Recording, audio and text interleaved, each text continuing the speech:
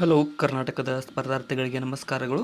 ಈ ವಿಡಿಯೋದಲ್ಲಿ ನಾವು ಕರ್ನಾಟಕ ಪಿ ಡಿ ಒ ಮತ್ತು ವಿಲೇಜ್ ಅಕೌಂಟೆಂಟ್ಗೆ ಸಂಬಂಧಪಟ್ಟಂತಹ ಕಂಪ್ಯೂಟರ್ ಜ್ಞಾನದ ಪ್ರಶ್ನೆಗಳನ್ನು ಡಿಸ್ಕಸ್ ಮಾಡೋಣ. ಅದಕ್ಕೋಸ್ಕರ ಹೊಸ ಬಂದಿರೋರು ಚಾನಲ್ಗೆ ಸಬ್ಸ್ಕ್ರೈಬ್ ಮಾಡಿಕೊಡ್ರಿ ಮತ್ತು ಕೊನೆವರೆಗೂ ನೋಡಿ. ಕ್ವಶನ್ಸ್ ತುಂಬ ಇಂಪಾರ್ಟೆಂಟ್ ಮತ್ತು ರಿಪೀಟೆಡ್ ಆಗೋ ಚಾನ್ಸಸ್ ತುಂಬ ಇರುತ್ತೆ. ಮೊದಲನೇ ಪ್ರಶ್ನೆ, 1 GB ಎಂದರೆ ಎಷ್ಟು ಅಂತ ಕೇಳಿದರೆ, ಸೊ ಈ 1, 2, 3 ಅಂತ ಕೊಟ್ಟಿದ್ದಾರೆ. ಅದರಲ್ಲಿ ಯಾವುದು ಸರಿಯಾಗಿದೆ? 1 GB ಸಮನಾದದ್ದು. ಇಲ್ಲಿ ಸರಿಯಾದದ್ದು ಯಾವುದಪ್ಪ ಅಂತಂದರೆ ಆಪ್ಷನ್ ಬಿ ಆಗುತ್ತೆ. ಅಂದರೆ 1 ಮತ್ತು 2 ಸರಿಯಾಗಿದೆ. 1024/029 ಅನ್ನುವಂಥದ್ದು ಸರಿಯಾಗಿದೆ. ಮತ್ತು ಎರಡನೇದು ಏನಪ್ಪ ಅಂತಂದರೆ 1024 × 1024 ಅನ್ನೋದು ಸರಿಯಾಗಿದೆ. ಇನ್ನು ಡ್ಯಾಶ್ ಸಂಕೇತ ಎಕ್ಸೆಲ್ ಸೂತ್ರದಲ್ಲಿ ಇರಲೇಬೇಕು ಅಂತ ಕೇಳಿದ್ದಾರೆ. ಸೊ ಯಾವ ಸಂಕೇತ ಎಕ್ಸೆಲ್ ಸೂತ್ರದಲ್ಲಿ ಇರಲೇಬೇಕಾಗಿತ್ತು, ಕಂಪಲ್ಸರಿ ಅಂತ ಕೇಳಿದ್ದಾರೆ. ಅಂದರೆ ಇದು ಆಪ್ಷನ್ ಸಿ ನೋಡಿ, ಈಸ್ ಈಕ್ವಲ್ ಟು ಸಂಕೇತ ಇರಲೇಬೇಕಾಗುತ್ತೆ ಎಕ್ಸೆಲ್ದಲ್ಲಿ. ನೆಕ್ಸ್ಟ್, MS ವರ್ಡ್ನಲ್ಲಿ ಡ್ಯಾಶ್ ಟೂಲ್ ಬಾರ್ ಪಠ್ಯದ ಶೈಲಿಯನ್ನು ಬದಲಾಯಿಸುವ ಐಕಾನನ್ನು ಹೊಂದಿದೆ ಅಂತ ಕೇಳಿದರೆ, ಸೊ MS ವರ್ಡ್ನಲ್ಲಿ ಯಾವ ಟೂಲ್ ಬಾರ್ ಪಠ್ಯದ ಶೈಲಿಯನ್ನು ಬದಲಾಯಿಸುವ ಐಕಾನ್ ಹೊಂದಿದೆ ಅಂತಂದರೆ option C, formatting tool bar ಈ ಒಂದು ಐಕಾನನ್ನು ಹೊಂದಿದೆ. MS ವರ್ಡ್ನಲ್ಲಿ ಕೇಳಿದ್ದಿದ್ದು. ನೆಕ್ಸ್ಟ್, ಇನ್ನು MS ವರ್ಡ್ನಲ್ಲಿ ಡ್ಯಾಶ್ ಶೈಲಿಯನ್ನು ಆರಿಸಿದ ಪದಗಳ ಚಹರಿಯನ್ನು ಬದಲಾಯಿಸಲು ಉಪಯೋಗಿಸುತ್ತಾರೆ ಅಂತ ಕೇಳಿದ್ದಾರೆ. ಯಾವ ಶೈಲಿಯನ್ನು ಆರಿಸಿದ ಇಲ್ಲಿ ಸರಿಯಾದ ಉತ್ತರ ಆಪ್ಷನ್ ಡಿ, ಕ್ಯಾರೆಕ್ಟರ್ ಶೈಲಿಯನ್ನು ಆರಿಸಿದ ಪದಗಳ ಚಹರೆಯನ್ನು ಬದಲಾಯಿಸಲು ಉಪಯೋಗಿಸುತ್ತಾರೆ MS ವರ್ಡ್ನಲ್ಲಿ ಕ್ಯಾರೆಕ್ಟರ್ ಶೈಲಿಯನ್ನು. MS ವರ್ಡ್ನಲ್ಲಿ ಡ್ಯಾಶ್ ವೀಕ್ಷಣೆ ತೆರೆಯ ಮೇಲೆ ಡಾಕ್ಯುಮೆಂಟನ್ನು ತೋರಿಸುತ್ತದೆ ಮತ್ತು ಅದನ್ನು ಮುದ್ರಣ ಮಾಡಿದಾಗ ಹಾಗೆ ಕಾಣುತ್ತದೆ. ಅಲ್ಲಿ ಮಾರ್ಜಿನ್, ಪೇಜ್ ಬ್ರೇಕ್ಗಳು, ಹೆಡ್ಡರ್ ಮತ್ತು ಫೂಟರ್ಗಳು ಹಾಗೂ ವಾಟರ್ ಮಾರ್ಕ್ಗಳು ನೀವು ನೋಡಬಹುದು ಅಂತ ಕೇಳಿದರೆ, ಸೊ ಈ ರೀತಿಯಾಗಿ ಟೋಪೋಗ್ರಫಿ ಹೊಂದಿರತಕ್ಕಂಥದ್ದು ಯಾವುದಪ್ಪ ಅಂತಂದರೆ ಇಲ್ಲಿ ಆಪ್ಷನ್ ಸಿ ಆಗುತ್ತೆ ನೋಡಿ. ಏನಪ್ಪ, ಪ್ರಿಂಟ್ ಲೇಔಟ್ನಲ್ಲಿ ಇವೆಲ್ಲ ನಾವು ಟೋಪೋಗ್ರಫಿ ಫೀಚರ್ಸ್ಗಳನ್ನ ಪಡೆಯಲಾಗುತ್ತದೆ ಅಥವಾ ನೋಡ್ಬೋದು. ನೆಕ್ಸ್ಟ್, ಸಂಗ್ರಹದ ಗರಿಷ್ಠ ಘಟಕ ಈ ಕೆಳಗಿನವುಗಳಲ್ಲಿ ಯಾವುದು ಆಗಿದೆ? ಸೊ ಸ್ಟೋರೇಜ್ ಹೈಯೆಸ್ಟ್ ಯಾವುದು ಅಂತ ಕೇಳಿದರೆ ಇಲ್ಲಿ ಸರಿಯಾದಂಥ ಉತ್ತರ ಲ್ಯಾಪ್ಟಾಪ್ಗಳಲ್ಲಿ ಇರುತ್ತಲ್ಲ, ಟೆರಾಬೈಟ್ ಅನ್ನುವಂಥದ್ದು ಆಪ್ಷನ್ ಬಿ. TB ಅನ್ನುವಂಥದ್ದು ಸಂಗ್ರಹದ ಅತ್ಯಂತ ಗರಿಷ್ಠ ಸಂಗ್ರಹವಾಗಿದೆ. ನೆಕ್ಸ್ಟ್, ವಿಂಡೋಸ್ನಲ್ಲಿ ಡೆಸ್ಕ್ಟಾಪ್ನ ಹಿನ್ನೆಲೆಗೆ ಈ ಹೆಸರಿದೆ. ಡೆಸ್ಕ್ಟಾಪ್ನ ಹಿನ್ನೆಲೆಗೆ, ಬ್ಯಾಕ್ಗ್ರೌಂಡ್ಗೆ ಏನು ಹೆಸರಿದೆ ವಿಂಡೋಸ್ ಒಳಗಡೆ? ಇಲ್ಲಿ ಸರಿಯಾದ ಉತ್ತರ ಆಪ್ಷನ್ ಇ, ವಾಲ್ಪೇಪರ್ ಅಂತ ಕರೆಯಲಾಗುತ್ತದೆ. ವಿಂಡೋಸ್ನಲ್ಲಿ ಡೆಸ್ಕ್ಟಾಪ್ನ ಹಿನ್ನೆಲೆಗೆ ವಾಲ್ಪೇಪರ್ ಎಂದು ಕರೆಯಲಾಗುತ್ತದೆ. ನೆಕ್ಸ್ಟ್, ಇನ್ನು ಅಂತರ್ಜಾಲದಲ್ಲಿ ಮಾಹಿತಿಯನ್ನು ಸಂಘಟಿಸಲು ಮತ್ತು ಪ್ರವೇಶಿಸಲು ಡ್ಯಾಶ್ ಅತ್ಯಂತ ಜನಪ್ರಿಯ ವಿಧಾನವಾಗಿದೆ. ಯಾವುದು ಅತ್ಯಂತ ಜನಪ್ರಿಯವಾಗಿದೆ? ಇಲ್ಲಿ ಆಪ್ಷನ್ ಸಿ ನೋಡಿ, www ಅನ್ನುವಂಥದ್ದು ಅಂತರ್ಜಾಲದಲ್ಲಿ ಮಾಹಿತಿಯನ್ನು ಸಂಘಟಿಸಲು ಮತ್ತು ಪ್ರವೇಶಿಸಲು ಅತ್ಯಂತ ಜನಪ್ರಿಯ ವಿಧಾನವಾಗಿದೆ. ಆಪರೇಟಿಂಗ್ ಸಿಸ್ಟಮ್ಗೆ ಈ ಹೆಸರಿದೆ. ಆಪರೇಟಿಂಗ್ ಸಿಸ್ಟಮ್ಗೆ ಯಾವ ಹೆಸರಿನಿಂದ ಕರೆಯಲಾಗುತ್ತದೆ? ಇಲ್ಲಿ ಸರಿಯಾದ ಉತ್ತರ ಆಪ್ಷನ್ ಎ ನೋಡಿ, ಸಿಸ್ಟಮ್ ತಂತ್ರಾಂಶ ಅಥವಾ ಸಿಸ್ಟಮ್ ತಂತ್ರಾಂಶ ಎಂದು ಕರೆಯಲಾಗುತ್ತದೆ ಆಪರೇಟಿಂಗ್ ಸಿಸ್ಟಮ್ಗೆ ಕನ್ನಡದಲ್ಲಿ. ನೆಕ್ಸ್ಟ್, ಕಂಪ್ಯೂಟರ್ನಲ್ಲಿ ಪರಿಕರಗಳನ್ನು ಸಂಪರ್ಕಿಸುವ ಸ್ಥಳವನ್ನು ಡ್ಯಾಶ್ ಎಂದು ಕರೆಯಲಾಗುತ್ತದೆ. ಪರಿಕರಗಳನ್ನು ಸಂಪರ್ಕಿಸುವ ಸ್ಥಳವನ್ನು ಇಲ್ಲಿ ಆಪ್ಷನ್ ಎ, ಪೋರ್ಟ್ ಅಂತ ಕರೆಯಲಾಗುತ್ತದೆ ಕಂಪ್ಯೂಟರ್ನಲ್ಲಿ, ಪೋರ್ಟ್. ನೆಕ್ಸ್ಟ್, ಇನ್ನು ಭಾರತದಲ್ಲಿ ತಯಾರಿಸಲಾದ ಮೊದಲ ಸೂಪರ್ ಕಂಪ್ಯೂಟರ್ ಯಾವುದು? ಭಾರತದಲ್ಲಿ ತಯಾರಾದ ಮೊದಲ ಸೂಪರ್ ಕಂಪ್ಯೂಟರ್ ಕೆಳಗಿನವುಗಳಲ್ಲಿ ಆಪ್ಷನ್ ಎ ನೋಡಿ, ಪರಮ್ 8000 ಅನ್ನುವಂಥದ್ದು ಭಾರತದಲ್ಲಿ ತಯಾರಾದ ಮೊದಲ ಸೂಪರ್ ಕಂಪ್ಯೂಟರ್ ಆಗಿದೆ. ನೆಕ್ಸ್ಟ್, ಇನ್ನು GUIನ ವಿಸ್ತೃತ ರೂಪ ಏನು ಅಂತ ಕೇಳಿದರೆ, ಸೊ GUIನ ಫುಲ್ ಫಾರ್ಮ್ ಕೆಳಗಿನವುಗಳಲ್ಲಿ ಸರಿಯಾದಂತಹ ಉತ್ತರವಾಗುವುದು ಆಪ್ಷನ್ ಬಿ ಆಗುತ್ತೆ. ಗ್ರಾಫಿಕಲ್ ಯೂಸರ್ ಇಂಟರ್ಫೇಸ್ ಅನ್ನುವುದು GUIನ ಫುಲ್ ಫಾರ್ಮ್ ಆಗಿರುತ್ತದೆ. ನೆಕ್ಸ್ಟ್, ಇನ್ನು ಕೆಳಗಿನ ಯಾವ ಮಾನಿಟರ್ ದೂರದರ್ಶನದಂತೆ ಕಾಣುತ್ತದೆ ಮತ್ತು ಸಾಮಾನ್ಯವಾಗಿ ಪೋರ್ಟೇಬಲ್ ಅಲ್ಲದ ಕಂಪ್ಯೂಟರ್ ಸಿಸ್ಟಮ್ಗಳೊಂದಿಗೆ ಬಳಸಲಾಗುತ್ತದೆ? ಆಪ್ಷನ್ ಸಿ ನೋಡಿ, CRT ಮಾನಿಟರ್ ಒಂದು ದೂರದರ್ಶನದಂತೆ ಕಾಣುತ್ತದೆ ಮತ್ತು ಸಾಮಾನ್ಯವಾಗಿ ಪೋರ್ಟೇಬಲ್ ಅಲ್ಲದ ಕಂಪ್ಯೂಟರ್ ಸಿಸ್ಟಮ್ಗಳೊಂದಿಗೆ ಬದಲಾಯಿಸಲಾಗುತ್ತದೆ. ಇಂಟಿಗ್ರೇಟೆಡ್ ಸರ್ಕ್ಯೂಟ್ಗಳು ಕೆಳಗಿನ ಯಾವ ಪೀಳಿಗೆಯ ಕಂಪ್ಯೂಟರ್ಗಳಿಗೆ ಸೇರಿವೆ ಅಂತ ಕೇಳಿದ್ದಾರೆ? ಐಸಿಗಳು ಯಾವ ಜನ್ರೇಷನ್ದಾಗ ಕಂಡು ಬರ್ತಾವೆ ಅಂದರೆ ಆಪ್ಷನ್ ಎ, 3ನೇ ತಲೆಮಾರಿನ 3rd ಜನ್ರೇಷನ್ದಲ್ಲಿ ಈ ಒಂದು ಇಂಟಿಗ್ರೇಟೆಡ್ ಸರ್ಕ್ಯೂಟ್ ಕಂಪ್ಯೂಟರ್ಗಳು ಸೇರಿವೆ. ಲ್ಯಾನ್ನ ಒಳಗೆ ಹಲವು ಕಂಪ್ಯೂಟರ್ಗಳನ್ನು ಸಂಪರ್ಕಿಸುವ ಘಟಕಗಳು ಈ ಕೆಳಗಿನವುಗಳಲ್ಲಿ ಯಾವುದು? ಲೋಕಲ್ ಏರಿಯಾ ನೆಟ್ವರ್ಕ್ ಒಳಗೆ ಆಪ್ಷನ್ ಬಿ ನೋಡಿ, ಹಬ್ ಮೂಲಕ ಕೆಲವು ಇನ್ನೊಂದಿಷ್ಟು ಕಂಪ್ಯೂಟರ್ಗಳನ್ನು ಸಂಪರ್ಕಿಸಲಾಗುತ್ತದೆ. Next hub.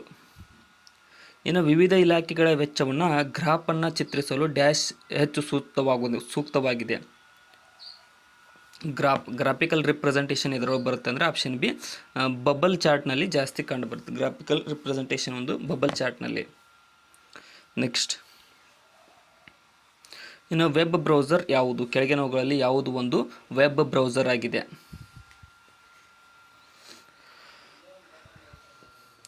ಇಲ್ಲಿ ಸರಿಯಾದ ಉತ್ತರ ಆಪ್ಷನ್ ಬಿ ನೋಡಿ, ಕ್ರೋಮ್ ಅನ್ನುವಂಥದ್ದು ಒಂದು ವೆಬ್ ಬ್ರೌಸರ್ ಆಗಿರುತ್ತದೆ. ಕ್ರೋಮ್, ಆಪ್ಷನ್ ಬಿ ಸರಿಯಾಗಿದೆ. ನೆಕ್ಸ್ಟ್,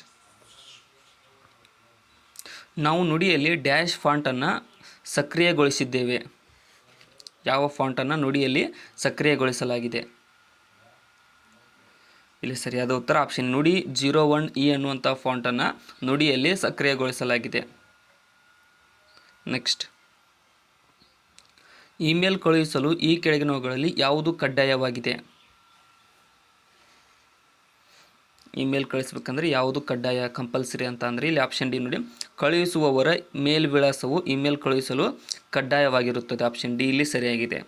ನೆಕ್ಸ್ಟ್,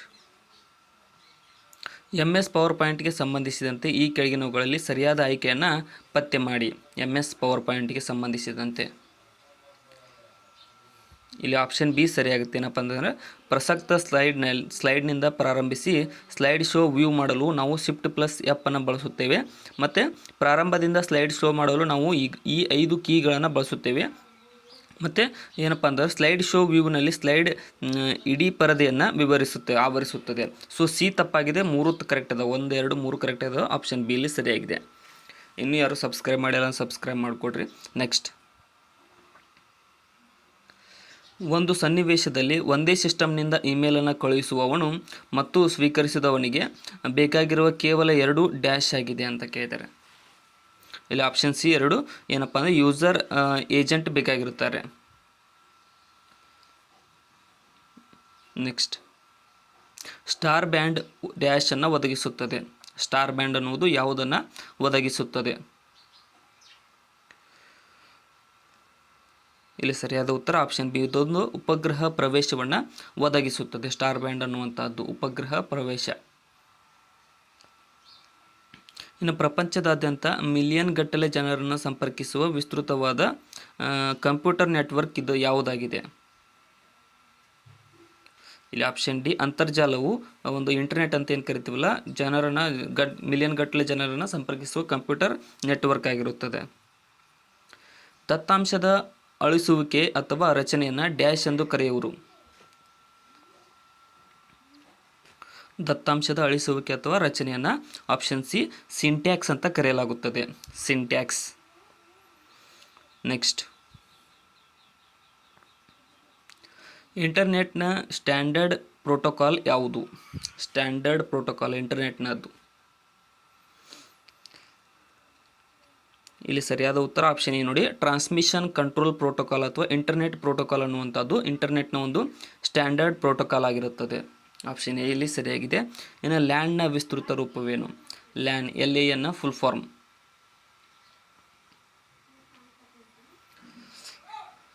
ಇಲ್ಲಿ ಸರಿಯಾದಂಥ ಉತ್ತರ ಆಪ್ಷನ್ ಡಿ ನೋಡಿ, ಲೋಕಲ್ ಏರಿಯಾ ನೆಟ್ವರ್ಕ್ ಅನ್ನುವಂಥದ್ದು ಲ್ಯಾನ್ನ ಫುಲ್ ಫಾರ್ಮ್ ಆಗಿರುತ್ತದೆ. Local area network. NVTಯನ್ನು ವಿಸ್ತರಿಸಿದರೆ ಏನಾಗುತ್ತದೆ? NVTಯನ್ನು ವಿಸ್ತರಿಸಿದರೆ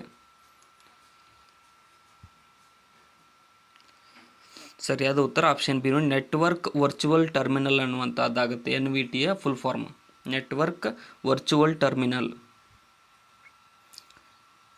ಬಳಕೆದಾರನ ಮತ್ತು ಹಾರ್ಡ್ವೇರ್ ನಡುವೆ ಮಧ್ಯವರ್ತಿಯಾಗಿ ಸಂಯೋಜಿಸುವ ಮತ್ತು ನಿಯಂತ್ರಿಸುವ ತಂತ್ರಾಂಶ ಯಾವುದು? ಇಲ್ಲಿ ಆಪ್ಷನ್ ಸಿ ನೋಡಿ, ಆಪರೇಟಿಂಗ್ ಸಿಸ್ಟಮ್ ಬಳಕೆದಾರನ ಮತ್ತು ಹಾರ್ಡ್ವೇರ್ ನಡುವೆ ಮಧ್ಯವರ್ತಿಯಾಗಿ ಸಂಯೋಜಿಸುವ ಮತ್ತು ನಿಯಂತ್ರಿಸುವ ತಂತ್ರಾಂಶವಾಗಿದೆ.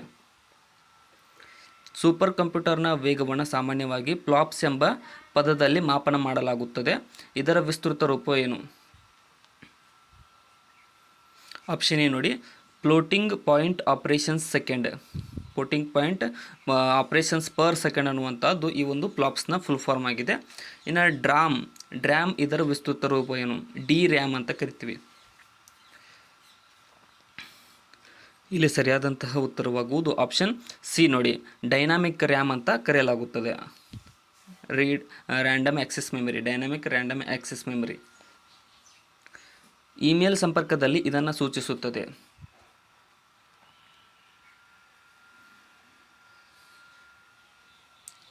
ಇಮೇಲ್ ಸಂಪರ್ಕದಲ್ಲಿ ಆಪ್ಷನ್ ಡಿ ಕಾರ್ಬನ್ ಕಾಪಿಯನ್ನು ಸೂಚಿಸುತ್ತದೆ.